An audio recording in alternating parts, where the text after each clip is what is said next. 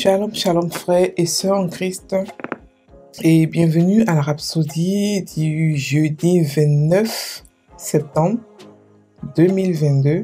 La rhapsodie écrite par le pasteur Chris Oyakilome et la lecture vous est offerte par les vérités de l'évangile.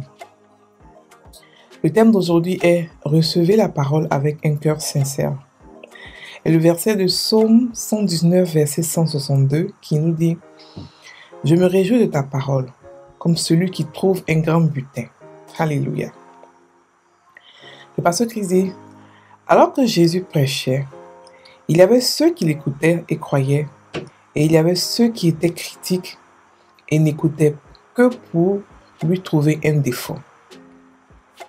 Les pharisiens ont envoyé des espions qui se sont fait passer pour des personnes de renseignement honnêtes, dans l'espoir de tromper Jésus en lui faisant dire quelque chose qui lui causerait des ennuis avec la loi. Ils lui ont demandé, dans Luc 20, verset 22, « Dis-nous, est-ce légal ou non de payer l'impôt à César ?» La question était un piège, mais Jésus a reconnu et compris leur malhonnêteté et leur ruse. Ainsi, il les a pointés vers le denier romain, une pièce de monnaie, ayant l'image de César dessus, et il a dit « Donnez à César ce qui est à lui, et donnez à Dieu ce qui est à Dieu. » Et cela est de Luc 20, verset 25. Il n'était pas là pour l'écouter, croire et être béni, non. Il voulait le piéger par son discours, mais Jésus est la sagesse personnifiée. Marc 12, verset 13, la version NIV, nous dit « Et ils lui envoyèrent certains des pharisiens et des hérodiens pour l'attraper dans ses paroles. » Et dans le récit de Matthieu, il a écrit « Alors les pharisiens allèrent se consulter sur les moyens de surprendre Jésus par ses propres paroles. » Et cela est de Matthieu 22, verset 15. Luc 20, verset 20 nous dit « Ils se mirent à observer Jésus et ils envoyèrent des gens qui feignaient d'être justes pour lui tendre des pièges et saisir de lui quelques paroles afin de le livrer au magistrat et à l'autorité du gouverneur. Pouvez-vous voir les différentes raisons pour lesquelles certains d'entre eux assistaient à ces réunions? Jésus le savait-il? Bien sûr que oui, mais il ne les a pas exposés. Il les a laissés décider de leur propre gré après qu'il ait écouté ses enseignements. C'est la même chose aujourd'hui. Comment recevez-vous la parole? La recevez-vous avec un cœur sincère?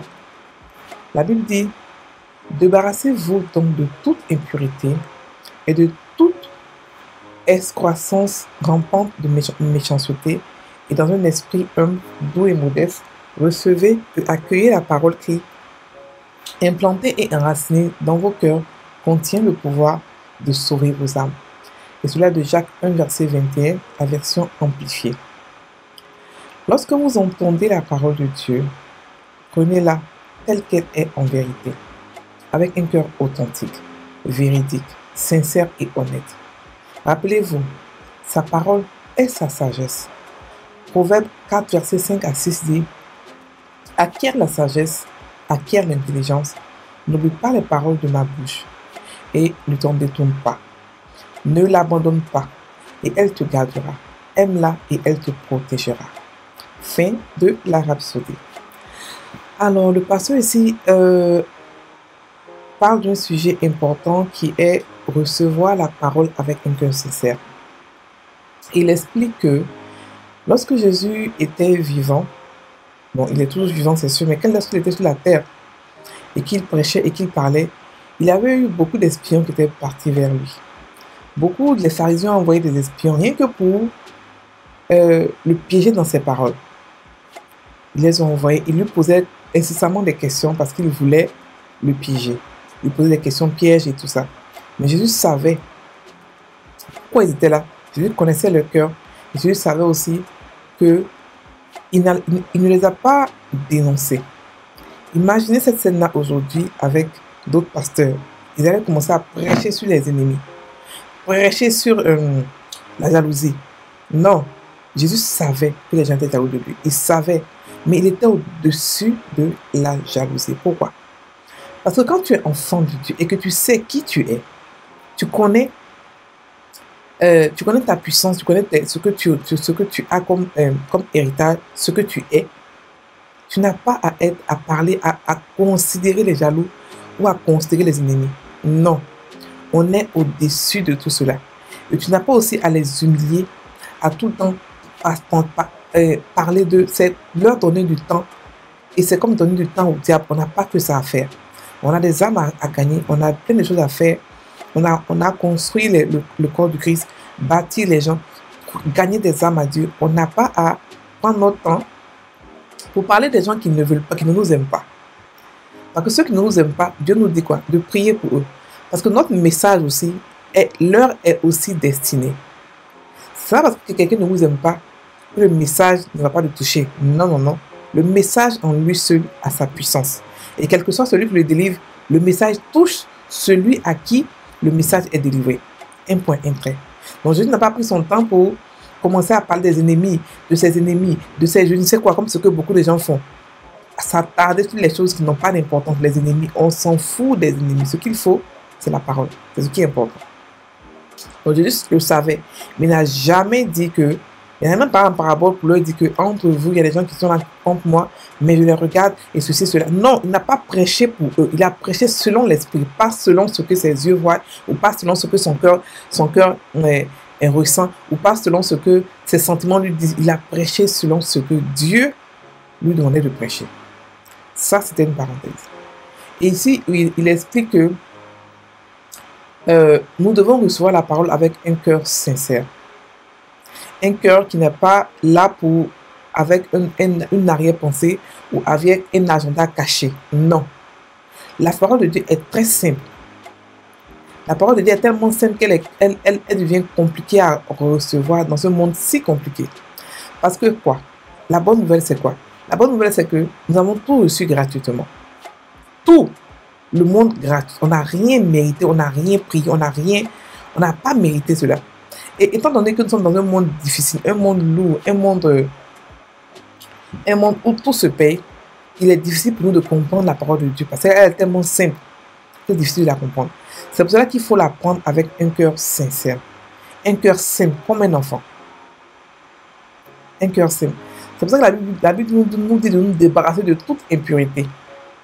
Parce que les impurités sont comme des lianes qui nous attachent, qui fait qu'on ne comprend pas la parole, on ne sait pas la recevoir et elle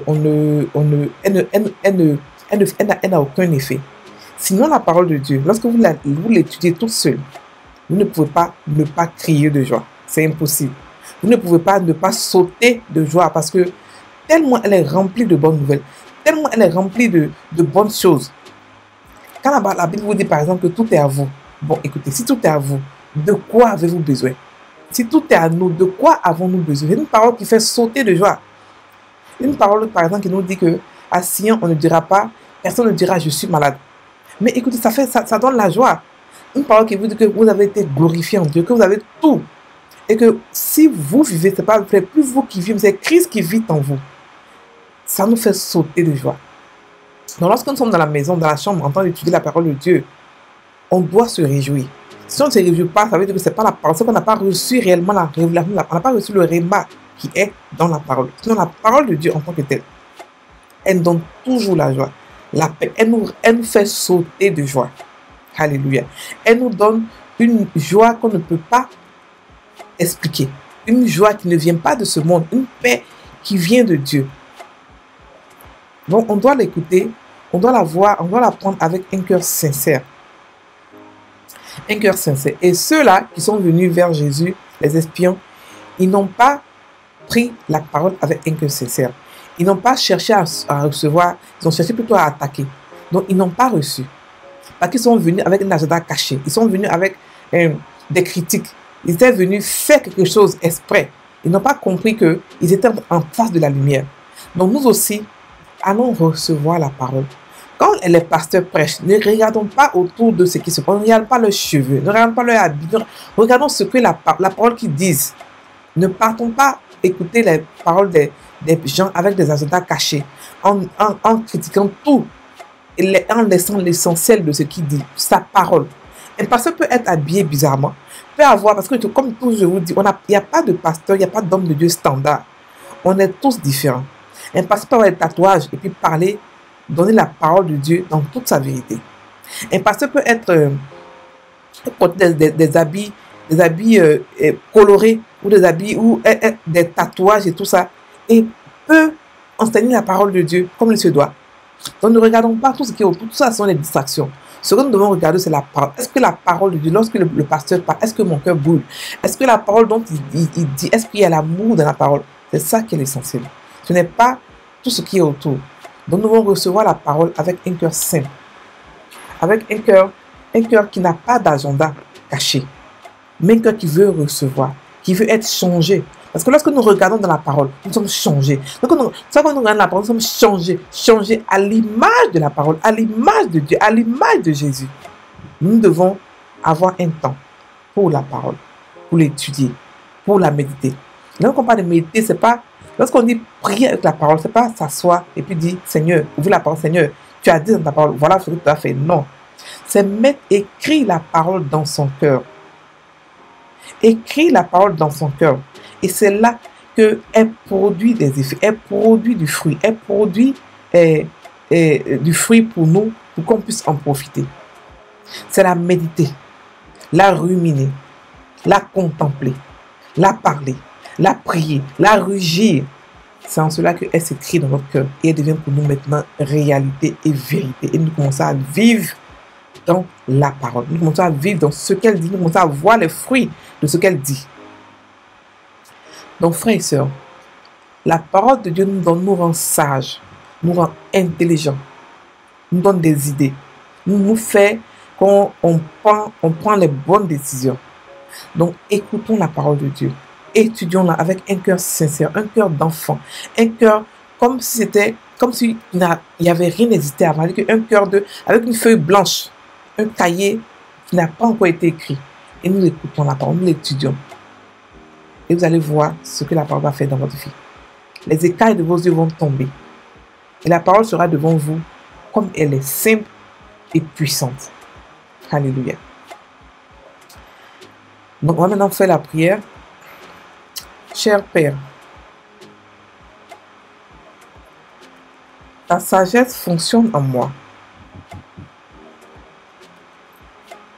Et j'excelle dans le bon jugement.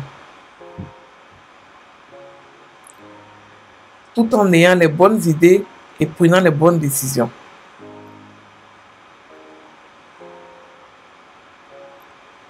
Je suis propulsé par ta parole.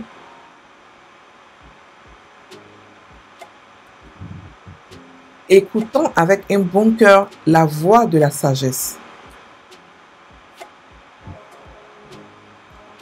Je dis et fais les bonnes choses au bon moment, pour la bonne cause, pour ta gloire. Au nom de Jésus, Amen. Frères et sœurs en Christ, passez une très bonne journée. Soyez bénis.